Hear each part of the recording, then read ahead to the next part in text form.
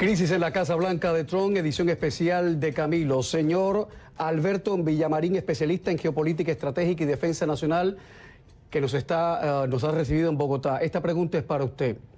A tenor con lo que parece haber ocurrido en la Casa Blanca, en el despacho Oval, entre Trump y el exdirector del FBI, lo que parece haber ocurrido el lunes entre Trump y el canciller ruso y el sinuoso embajador ruso en Washington, ¿cómo cree usted que a partir de ahora van a ser las relaciones entre la comunidad de inteligencia y el presidente Trump?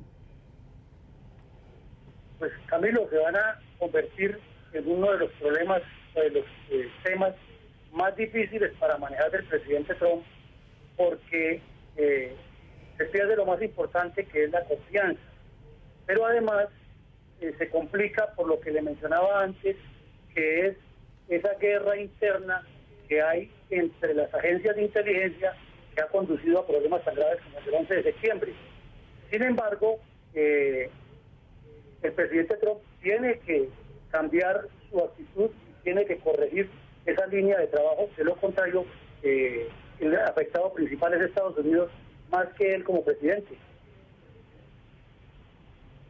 Carlos Alberto Montaner, con lo que está sucediendo, ¿la comunidad de inteligencia podría a partir de ahora escatimarle aún más, porque hasta donde sabemos no se le está dando toda la información al presidente Trump, información altamente clasificada?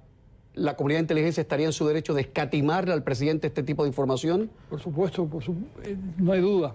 Pero sería nefasto para el país. Sería nefasto para los Estados Unidos, pero la Mossad y el Estado de Israel protegen mucho sus fuentes porque en eso les va la vida. Es decir, no se sabe qué va a pasar con esa persona que dio la información de lo que ocurría dentro de ISIS y que había un cierto riesgo.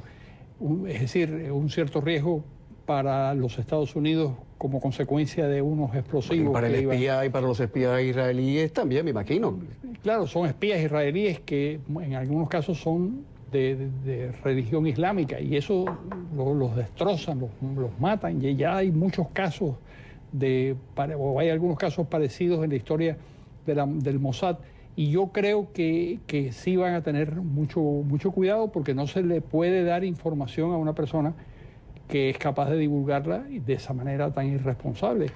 El New York Times hace justamente una semana aseguraba que el presidente Trump le había pedido al director del FBI lealtad personal. Y el señor Comey le dijo, no te la doy. Señor Molina, ¿quién es James Comey? Porque, vamos a hablar claro, a esta hora es el hombre que todo el mundo odia, porque Hillary Clinton dice que perdió las elecciones por lo que hizo Comey 20 días antes de los comicios. Y al mismo tiempo ahora los republicanos están diciendo que Comey ha comprometido la credibilidad del Partido Republicano y de la Casa Blanca. ¿Quién es Comey? Comey obviamente es el exdirector del FBI, el policía número 1 hasta hace pocos días. Es un hombre de carrera, es un hombre respetado en Washington. Como dije antes, obviamente ha cometido errores, pero uno de esos errores que tanto se habla que ha cometido, que fue el de reabrir una investigación a solo 11 días de las elecciones, realmente fue una posición muy difícil para Comey, y él lo explicó y en algo estoy de acuerdo. Si se quedaba callado, lo hubieran acusado de encubrimiento. Si iba para adelante como de una manera fue, lo iban a acusar los demócratas de entorpecer la elección y realmente perjudicar a Hillary Clinton. Pero realmente grandes opciones no tenía. Era realmente, como le decimos en inglés, softish choice. O sea, no tenía realmente ninguna buena opción que abrir esa investigación. Pero este es un hombre al cual, habiendo sido jefe del Buró Federal de Investigaciones, tenía que investigar y tiene que seguir investigando. Y estaba pidiendo más recursos para acelerar esta investigación, para profundizar esta investigación de las conexiones, supuestas conexiones, entre la campaña de Trump y los rusos. Esto es otro aditamento realmente que hay que tener como parte del contexto para analizar lo que hoy nos venimos a enterar a través de este memo que supuestamente Comey escribió, en el que el presidente le había pedido que deje de lado la investigación a Malcolm Fried. Obviamente, nada de lo que estamos hablando ayuda a que esta presidencia salga de problemas. Es más, yo creo que los problemas se están profundizando día a día. Hay que decir que Comey es doctor en Derecho por la Universidad de Chicago, exdirector del FBI, trabajó también para la administración de George W. Bush como fiscal del Distrito Este de Nueva York. Fue un hombre de Obama. Obama fue quien lo nominó, Carlos. Obama fue el quien lo nombró. Y además tuvo una participación extraordinaria cuando dijo lo del programa de espionaje masivo de la Agencia Nacional de Seguridad, que esto es ilegal, esto no, los americanos no, los estadounidenses no tienen por qué estar permanentemente vigilados por el Big Brother. Eso es. Este es un hombre muy apegado a la ley, que es de lo que se espera de un director del FBI. Y yo recuerdo cuando lo nombró el presidente Obama, que no era una persona afín al Partido Demócrata, ni mucho menos. Es decir, era una persona apegada a la ley, que es de lo que se trata. Pero es republicano, confeso. Es republicano, sí. Republicano full time, pero bien.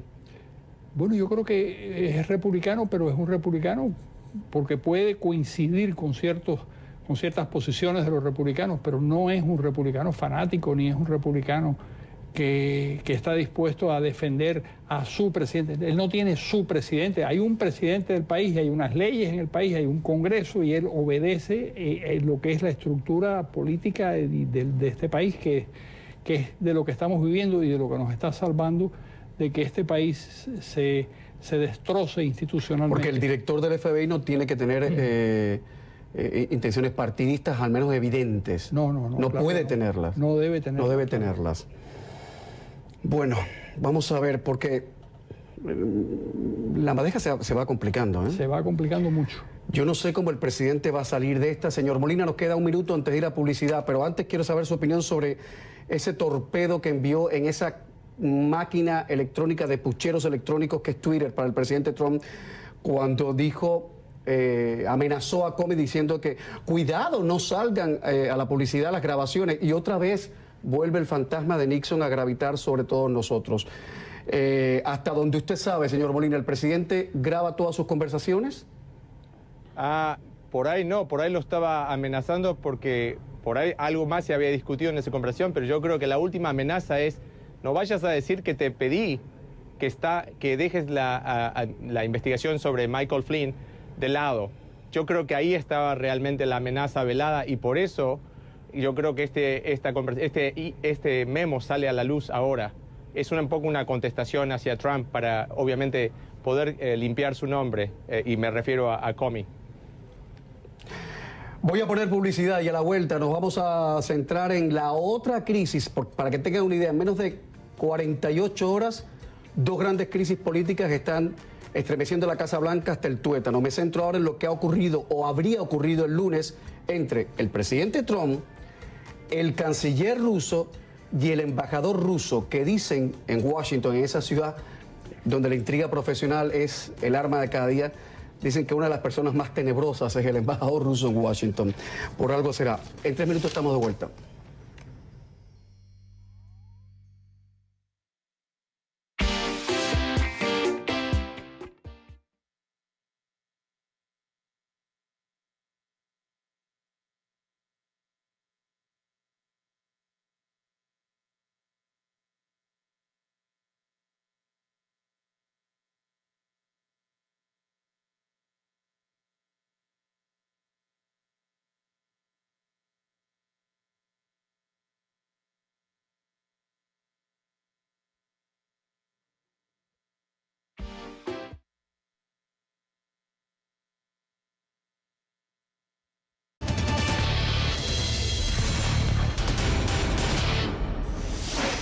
Si este martes se ha ocurrido todo lo que le hemos contado, el lunes estallaba otra crisis en la Casa Blanca tras un artículo del diario The Washington Post que era dinamita pura, porque el Post aseguraba que Trump compartió información del más alto secreto con altos funcionarios del Kremlin y que habría quemado a Israel, a uno de los aliados principales de Estados Unidos. Voy a conectar de inmediato con CNN Jerusalén.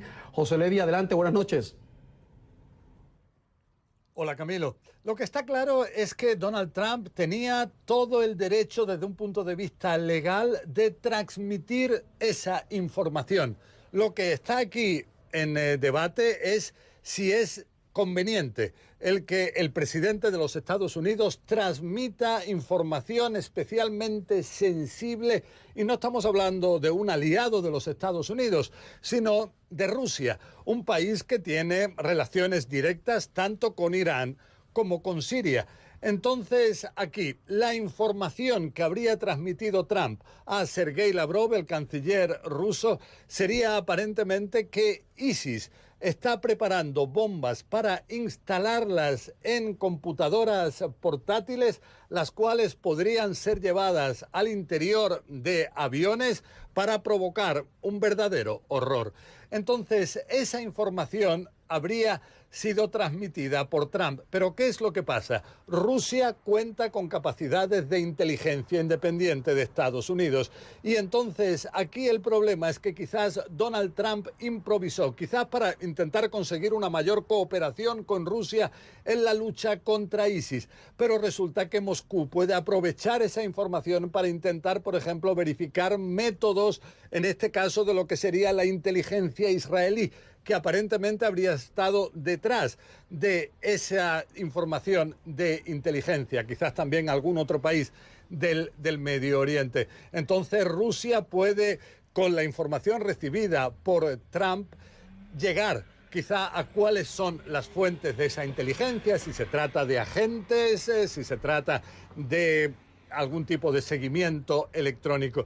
Entonces, toda esa improvisación preocupa enormemente, ya sea en Israel, ya sea en otros aliados de Estados Unidos, hasta el punto de que hay aliados que se plantean si a partir de ahora seguir compartiendo con Estados Unidos información sensible por temor de que algo así pueda luego ser transmitido a otros países. Entonces, eso crea enormes temores, enormes dudas, pero junto a esto, eso sí, tenemos a nivel formal en Israel, por ejemplo, su embajador en Estados Unidos, Ron Dermer, él aseguró que Israel está satisfecha con la actuación de Donald Trump, ni negó ni confirmó la información de que habría sido inteligencia de su país la que transmitió Trump a Sergei Lavrov, pero junto a esto dice que seguirán compartiendo información de inteligencia con Estados Unidos.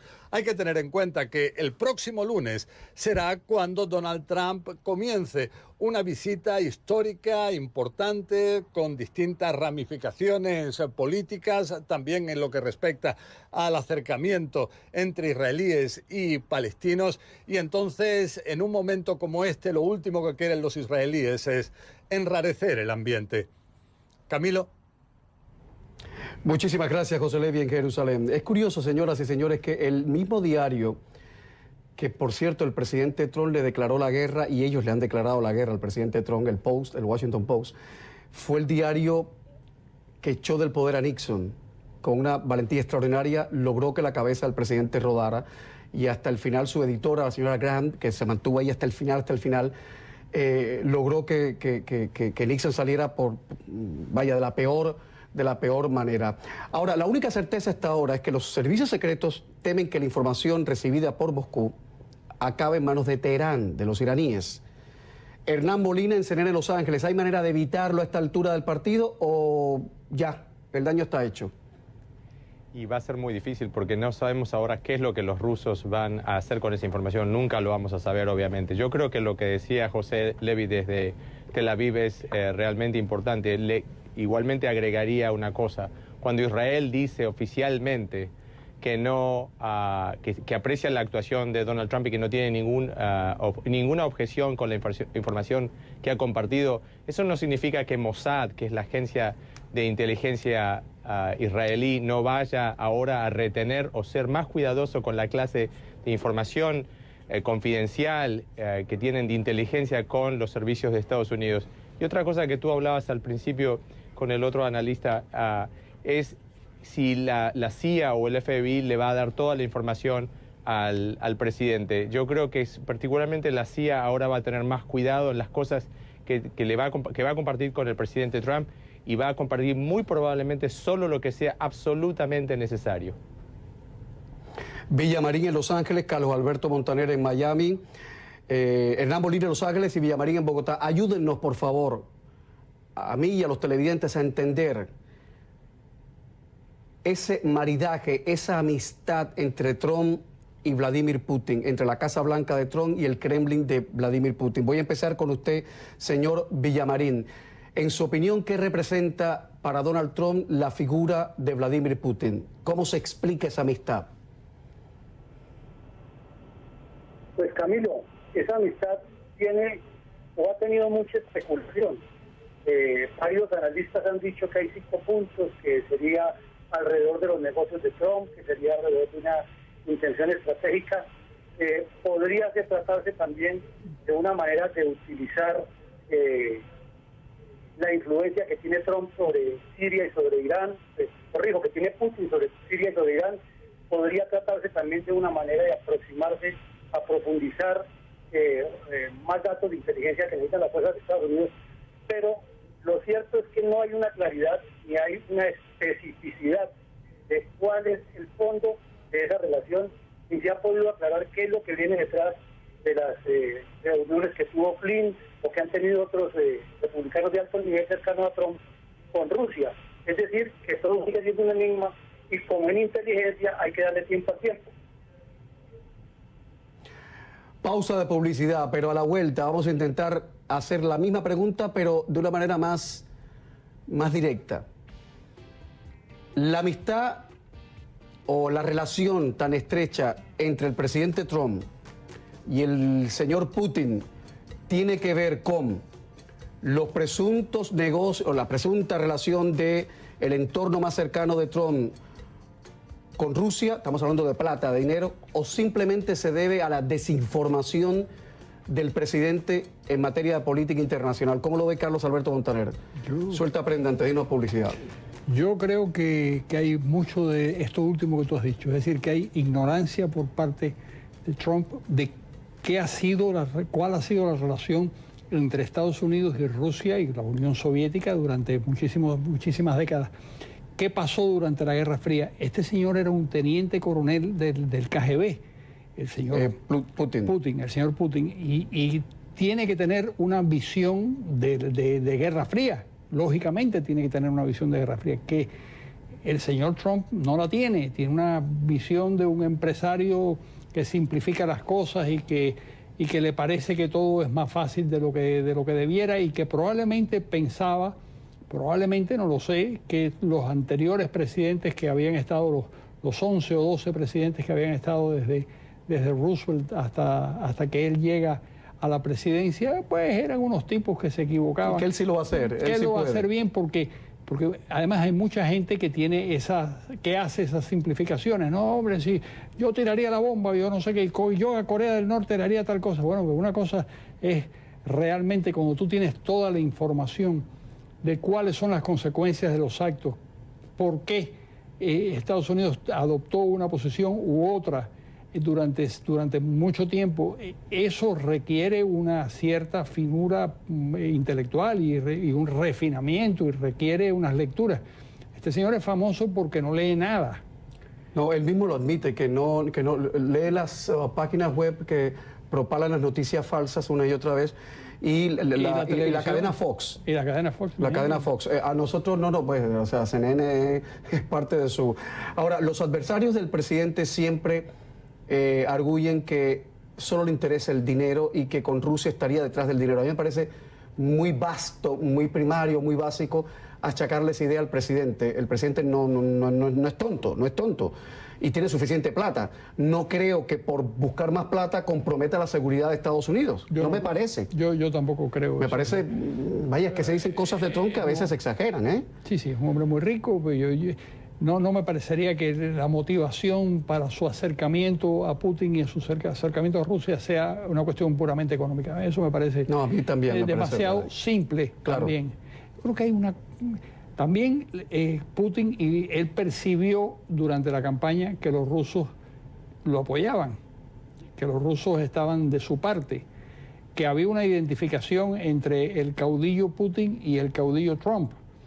Es decir, había una cantidad de cosas que lo acercaban a Rusia. Y yo creo que todo eso, Camilo, tiene que ver con las disposiciones que él ha tomado y las actitudes que ha tomado, que son tan peligrosas para este país y en general para la paz mundial. Un dato a tener en cuenta antes de irnos a la publicidad: cuando el muro de Berlín se venía abajo y Rusia o la Unión Soviética se estremecía con los cambios y el aire fresco que estaba entrando con la perestroika y la glasnost, Putin era un funcionario de la embajada alemana, y dicen los que le conocen que él no vio cómo su país se venía abajo.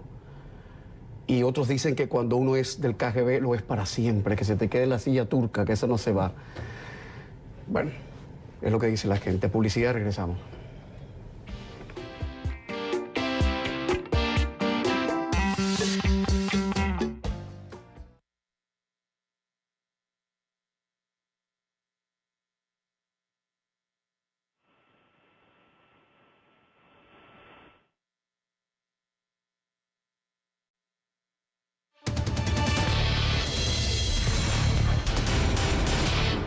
Crisis en la Casa Blanca, edición especial de Camilo. Ahora le voy a contar lo que pasó inmediatamente después del escándalo de las presuntas filtraciones a los rusos que hizo Donald Trump inadvertidamente. Bueno, creemos que inadvertidamente. Reacción de la Casa Blanca: yo estaba en la habitación, eso no sucedió. Dijo el teniente general McMaster, el asesor de seguridad nacional de Trump. Lo dijo en una rueda de prensa que duró menos de 3 minutos y después dijo, no hay preguntas, y se fue, en la propia Casa Blanca. Luego el secretario de Estado Rex Tillerson admitía, y cito, que durante esa conversación discutieron las amenazas específicas sobre terrorismo, obviamente, pero no se discutieron fuentes. Fin de la cita. Señor Hernán Molina, en CNN Los Ángeles, los analistas y los adversarios de Trump, que me imagino están de fiesta esta noche, hablan de descoordinación de la Casa Blanca, de relajo institucional o de cortina de humo de la Casa Blanca. ¿Cuál es su opinión? No sé si es una cortina de humo. Si es una cortina de humo, realmente el humo se lo están tirando ellos encima. Yo creo que acá hay un caos, hay una falta de comando de la Casa Blanca. Una, porque Trump, como ya lo hemos visto cuando era candidato, realmente parece ser ingobernable. Esta Casa Blanca no tiene realmente un buen chief of staff, un jefe de gabinete que ordene todo esto, como en su momento necesitó Bill Clinton cuando Leon Panetta pasó a ser jefe de gabinete y organizó la Casa Blanca y dijo, acá nadie más habla, al menos que yo indique quién va a hablar y cómo van a hablar. Este es uno de los graves problemas. Pero de vuelta, el presidente es indomable, es ingobernable, es impulsivo. Y como decía Carlos... Montaner. Realmente... Sí, exacto, perdón. Yo creo que uno de los graves problemas que tiene el presidente es que es una persona inculta, que no es una persona preparada, que no es una persona que está a la altura de este gobierno y lo que demanda ser presidente de Estados Unidos. Y esto lo digo sin ninguna clase de animosidad. Realmente uno se da cuenta cuando el presidente habla la falta de profundidad que tiene en los temas. Y yo creo que esa falta de profundidad, esa falta de entender realmente los peligros que comete a veces al hablar, como lo vimos al compartir información altamente clasificada con los rusos, eso se demuestra la falta de experiencia y realmente a lo que estamos realmente sujetos los que vivimos en este país y al resto del mundo, porque estamos hablando de Estados Unidos. El señor Molina dice que el presidente es inculto. Señor Villamarín, para usted, ¿el presidente Trump es un hombre inculto o es un autócrata neofascista? Pues mire, Camilo, una cosa es que una persona sea inculta y tenga muchos conocimientos, que no los aplique, pero lo que no se puede negar es que si es un hombre inteligente, astuto, que sabe utilizar el poder por lo menos en sus negocios, y si llegó a tener semejante emporio como el que tiene en el mundo, no es una persona que sea incapaz, ni mucho menos cerrado corto de neuronas. Tal vez su problema es su inexperiencia, su forma autócrata de ser y su forma autoritaria para tomar las decisiones, que de pronto está pensando que gobernar un país es lo mismo que manejar un negocio de gran nivel, que también requiere mucha inteligencia y mucha organización. Entonces ha cometido errores, como los han cometido otros presidentes, tanto en Estados Unidos como en el mundo. Habría que esperar a que todo esto evolucione, y si necesariamente ocurre lo que ocurrió con Nixon, pues tendría que irse. Pero si él maneja las cosas como ha manejado sus negocios y demuestra otras opciones, probablemente Estados Unidos va a tener Trump para rato a pesar de tirios y troyanos, de odios y amores que despiertan. La última pausa de publicidad y a la vuelta, ¿qué va a pasar con la trama rusa? ¿Por qué Donald Trump no ha nombrado un investigador independiente para la trama rusa? Ya estamos de vuelta enseguida.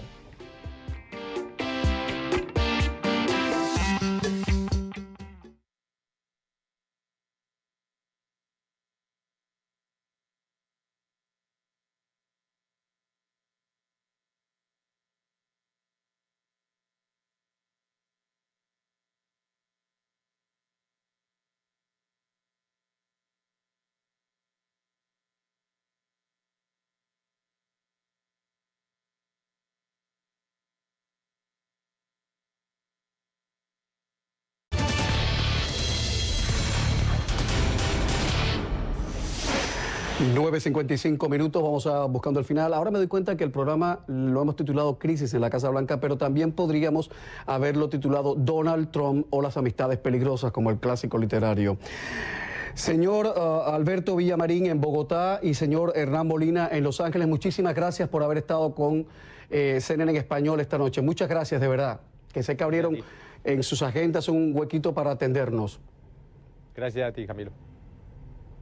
Gracias.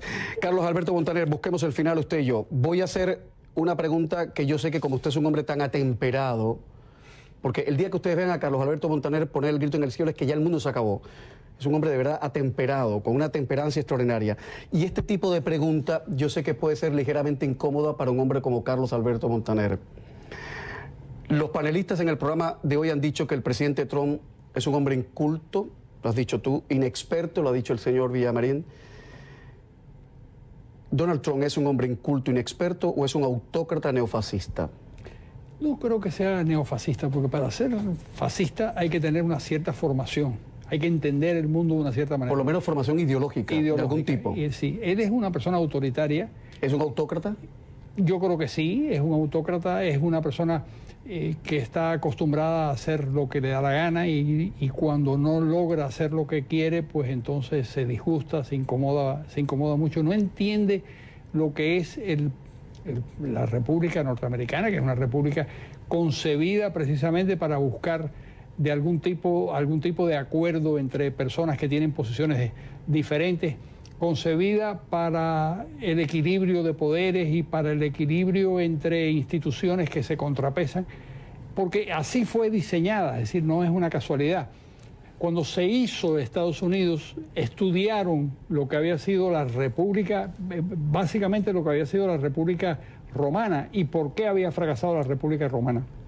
Y buscaron una solución de compromiso en donde el presidente tuviera un cierto peso, el Senado y el Congreso tuvieran otro peso y la justicia fuera por su camino. Y trataron de conjugar estas tres fuerzas para quitarle autoridad a todas ellas. Entonces, ese compromiso entre distintas fuerzas que a veces se adversan es algo que el presidente no entiende, y no entiende quizás. ¿No entiende o no acepta? Yo creo que no, las dos cosas. Como no las entiende, no las acepta, y como no las comprende, y como realmente es una persona que tiene una formación, él es una persona que pasó por la universidad y que estudió en una magnífica universidad, la Universidad de Pensilvania, todo eso es cierto. Pero la persona que escribió uno de sus libros cuenta que costaba muchísimo trabajo conseguir la atención de este hombre 10 minutos y que tenía que sentarse en su despacho para verlo funcionar porque no era capaz de destinar un periodo razonable a concentrarse en algo. Para concentrarse. Sin embargo, es un genio en los negocios, el hombre. Claro que es un genio en los negocios, porque no tiene nada que ver una cosa con la otra. Es decir, los mejores presidentes de los Estados Unidos no han sido los negociantes. Ha habido negociantes, incluso al principio, en el siglo XIX, hubo muchos empresarios que fueron empresarios, pero también fueron generales y fueron todo eso, y lograron de alguna manera gobernar acertadamente. En el caso... Una cosa no lleva a la otra. No lleva. Y es la gran confusión de mucha gente en este país todavía hoy. Claro. Carlos Alberto Montaner, muchas gracias. Gracias a ti, Carlos. Vamos a ver con qué noticias desayunamos mañana. Y prometo mantener la temperancia. Por favor, me encanta. A ver si se me pega algo. Señoras y señores, buenas noches. Buena suerte.